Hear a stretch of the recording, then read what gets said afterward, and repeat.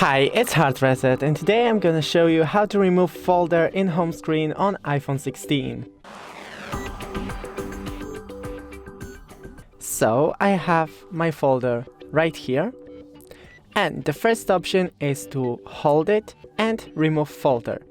But as you can see, removing from home screen will keep all apps from the folder in your app library.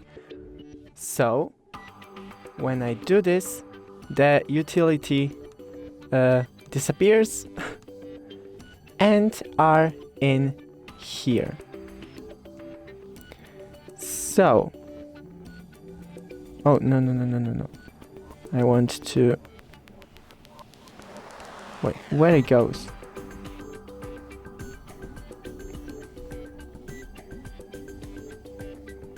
Okay, now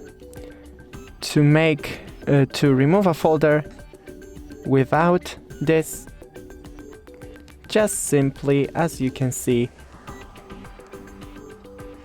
remove all the apps from the folder. And that's it. Don't forget to leave a like and see you in the next one.